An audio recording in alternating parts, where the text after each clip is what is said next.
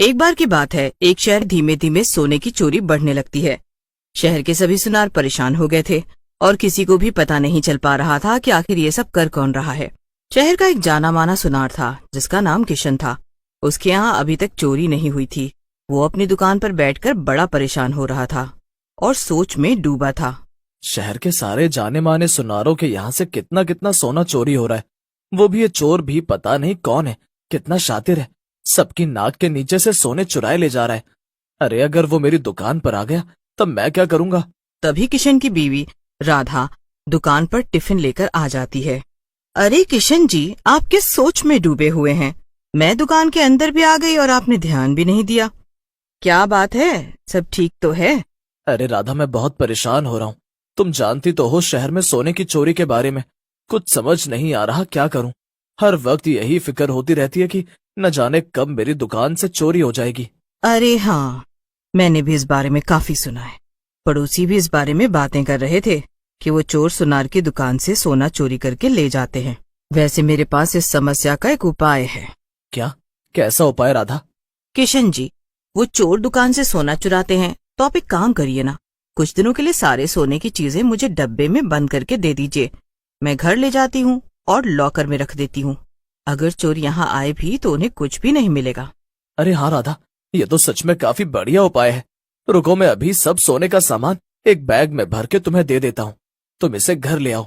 पर हाँ राधा, ध्यान से लेकर जाना इसे। हाँ हाँ बिल्कुल किशन जी। किशन सोने का सारा सामान बैग में रखकर राधा को दे देता है और राधा उसे लेकर घर के लिए निकल जाती है। मगर तभी किशन को याद आता है, ओहो, ये राधा मेरे लिए खाने का डब्बा लाई थी। मुझे खाना देना तो वो भूल ही गई। अभी ज्यादा दूर नहीं गई होगी, उसे कॉल करके बुला लेता हूँ वापस। किशन राधा को कॉल लगाता है और उससे कहता है, हाँ किशन जी कहिए। वो तुम मुझे खाने का डब्बा देना तो भूल ही गई। अरे नहीं नहीं, मैं भूली नहीं हूँ। मैं ना खाना बना रही हूँ। जैसे ही खाना बन जाएगा मैं ले आऊंगी दुकान पर। ये सुनकर किशन का दिल तो जैसे उसके शरीर से बाहर ही निकल जाता है। वो कांपते हुए हाथों से कहता है, राधा, ये तुम क्या कह रही हो? तुम अभी तो दुकान पर खाने का डब्बा लेकर आई थी और अभी तुम सारा सोना बैग में भर कर लेके गई थी ना। क्या? ये आप क्या कह रहे हैं? मैं तो सुबह से घर पर हूँ। मैं दुकान नहीं आई और खाना अभी तक बना ही नहीं है। आपने कहीं कोई सपना तो नहीं देखा ना? ये सुनकर किशन फोन काट देता है और जोर जोर से रोने लगता है। हे भगवान, ये क्या हो गया? कौन थी वो औरत? और वो बिल्कुल राधा जैसी कैसे लग रही थी? मेरा सारा सोना चोरी हो गया। हे भगवान। उधर जो नकली राधा दुकान पर आई थी वो सोने से भरा बैग लेकर शहर से दूर एक गुफा में चली जाती है जो कि जंगलों के बीचों बीच थी। गुफा के अंदर पहुंचते ही नकली राधा एक डरावने भूत जिसका नाम कालू भूत था उसमें बदल जाती है। देखो देखो, मैं एक और सुनार को बेवकूफ बनाकर उसका सारा सोना ले आया। गुफा में दो भूत और मौजूद थे जिनका नाम भानु और नकुल भूत था। असल में तीनों भूत मिलकर सारे सोने को इकट्ठा करके एक सोने का एरोप्लेन बनाना चाहते थे, इसलिए वो शहर भर से सोना चोरी कर रहे थे। काल भूत, अब लगता है हमारे पास काफी सोना इकट्ठा हो गया है। अब हमें और सोना नहीं चाहिए। इतने से तो हम आसानी से अपना एरोप्लेन बना लेंगे। हाँ, तुम सही कह रहे हो। तो चलो शुरू करते हैं। अब हमारा सपना सच हो जाएगा। मुझसे तो इंतजार ही नहीं हो रहा। तीनों भूत अपने सोने का एरोप्लेन बनाने में लग जाते हैं कि तभी वहां पर एक चुड़ैल आ जाती है। असल में वो चुड़ैल भानु भूत की पत्नी थी और वही चाहती थी कि भानु और उसके दोस्त मिलकर उसके लिए एक सोने का एरोप्लेन बनाएं। अरे अरे, तुम लोगों ने काम भी शुरू कर दिया। चलो अच्छा है। हाँ, पर जैसे ही चुड़ैल की नजर इतने सारे सोने पर पड़ती है वो तो मानो जैसे पागल ही हो जाती है। वाह वाह, जरा देखो तो इस सारे सोने को। भानु, जब तुम जिंदा थे तब मुझे एक भी सोने का गहना नहीं दिला पाए। चलो आखिरकार मरने। भानु के दोस्त कालू और नकुल भूत चुड़ैल को बिल्कुल भी पसंद नहीं करते थे और भानु भूत भी चुड़ैल से बहुत डरता था। डर के मारे वो उससे कुछ कह भी नहीं पाता था। चुड़ैल की ये बात सुनकर भानु तो कुछ नहीं कहता मगर कालू बोल पड़ता है, वैसे तुम क्या हमारी एरोप्लेन बनाने में मदद नहीं करोगी? अकेले हम ही सारा काम करें क्या? अरे अरे, भला मैं क्यों काम करूंगी? भानु, तुम इन दोनों को कुछ कहते क्यों नहीं? मैं काम करने के लिए नहीं बनी हूँ। मुझे तो बस आराम करना पसंद है। हाँ, हाँ हाँ, तुम्हें काम करने की जरूरत नहीं है, हम तीनों कर लेंगे। आखिर हम लोग ये सब तुम्हारे लिए ही तो कर रहे हैं, ये प्लेन तुम्हारे लिए ही तो बना रहे हैं ना।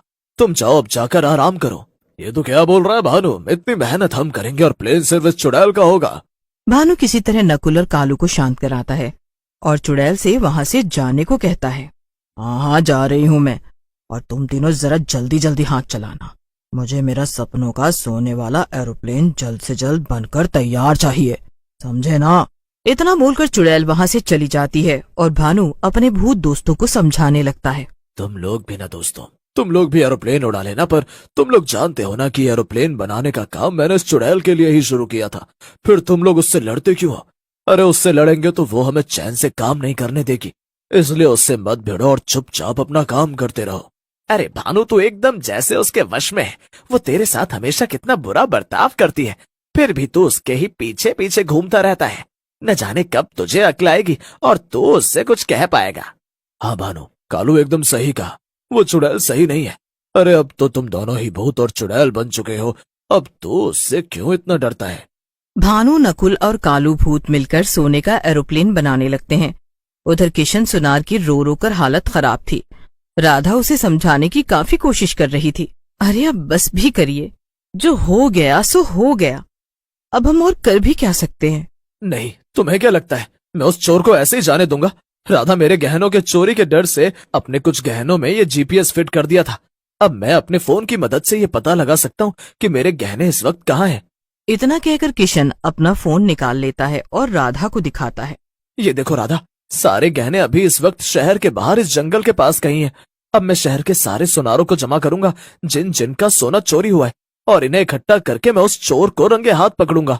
इधर किशन शहर के सभी सुनारों को इकट्ठा कर लेता है और जंगल की तरफ जाने लगता है। और उधर भूतों का सोने का एरोप्लेन बनकर तैयार हो गया था।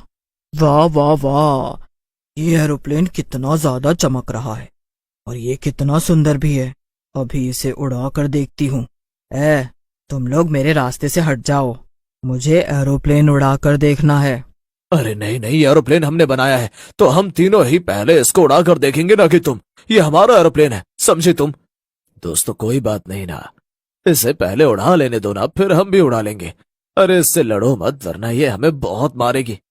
अरे भानु, ये हमें कैसे मार सकती है? हम तीनों भी भूत हैं और वो एक अकेली चुड़ैल। भानु कालू की बात नहीं सुनता और किसी तरह अपने दोस्तों को मना लेता है, मगर इससे पहले कि चुड़ैल एरोप्लेन चला पाती, सारे सुनार आ जाते हैं। इतना कहकर सभी सुनार चुड़ैल को पकड़कर एरोप्लेन से उतार देते हैं और उसे जोर जोर से मारने लगते हैं। इधर तीनों भूत ये सब देखकर एरोप्लेन के पीछे छिप गए थे।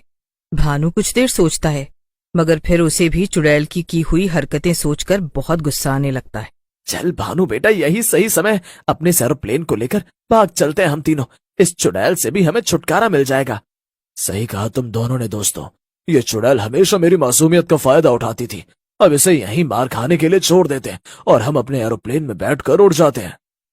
इतना कहकर भानु, कालू और नकुल भूत एरोप्लेन पर बैठकर उसे गुफा से बाहर उड़ाकर ले जाते हैं और बहुत दूर लेकर चले जाते हैं। उधर चुड़ैल सुनारों से पिटती रहती है। अरे अरे रुक जाओ, अरे मुझे भी ले चलो निकम्मो, कहाँ भाग रहे हो? बचाओ, अरे कोई तो बचाओ। फिर क्या था, भानु को हमेशा हमेशा के लिए चुड़ैल से छुट्टी मिल जाती है और वो अपने सोने के एरोप्लेन और भूत दोस्तों के साथ खुशी